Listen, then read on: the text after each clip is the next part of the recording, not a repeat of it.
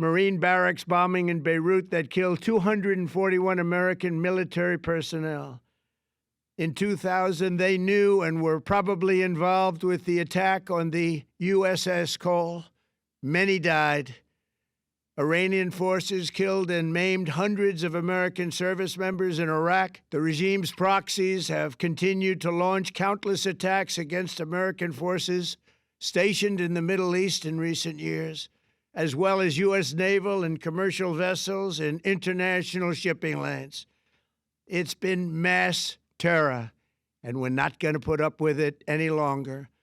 From Lebanon to Yemen and Syria to Iraq, the regime has armed, trained, and funded terrorist militias that have soaked the earth with blood and guts. And it was Iran's proxy, Hamas, that launched the monstrous October 7th attacks on Israel, slaughtering more than 1,000 innocent people, including 46 Americans, while taking 12 of our citizens hostage. It was brutal, something like the world has never seen before.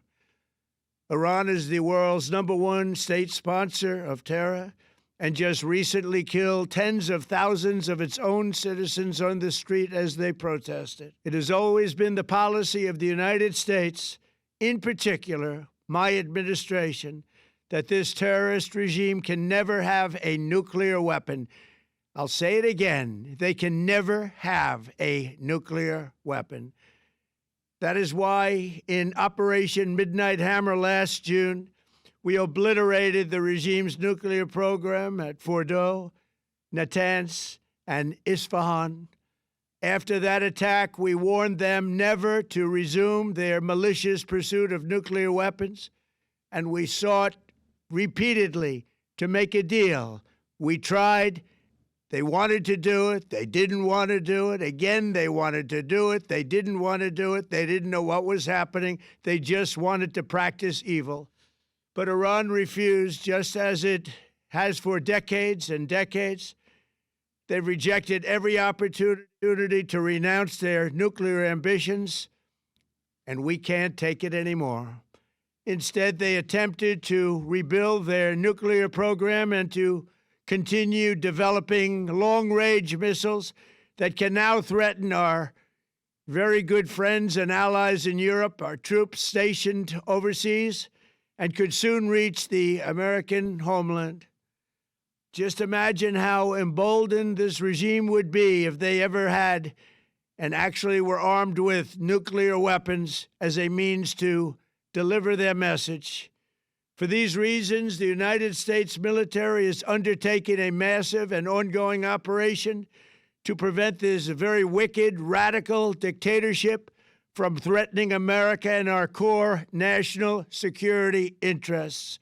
We are going to destroy their missiles and raise their missile industry to the ground. It will be totally, again, obliterated.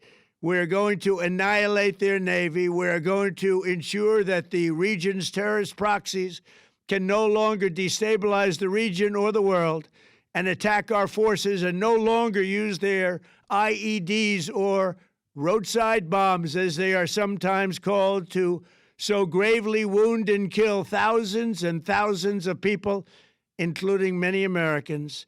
And we will ensure that Iran does not obtain a nuclear weapon. It's a very simple message. They will never have a nuclear weapon. This regime will soon learn that no one should challenge the strength and might of the United States Armed Forces. I built and rebuilt our military in my first administration, and there is no military on earth even close to its power, strength, or sophistication. My administration has taken every possible step to minimize the risk to U.S. personnel in the region. Even so, and I do not make this statement lightly, the Iranian regime seeks to kill. The lives of courageous American heroes may be lost, and we may have casualties. That often happens in war. But we're doing this not for now. We're doing this for the future, and it is a noble mission. We pray for every service member as they selflessly risk their lives to ensure that Americans and our children will never be threatened by a nuclear-armed Iran. We ask God to protect all of our heroes in harm's way, and we trust that, with His help, the men and women of the armed forces will prevail. We have the greatest in the world, and they will prevail. To the members of the Islamic Revolutionary Guard, the armed forces, and all of the police, I say tonight that you must lay down your weapons and have complete immunity, or, in the alternative, face certain death. So, lay down your arms. You will be treated fairly with total immunity, or you will face certain death. Finally, to the great, proud people of Iran, I say tonight that the hour of your freedom is at hand. Stay sheltered. Don't leave your home.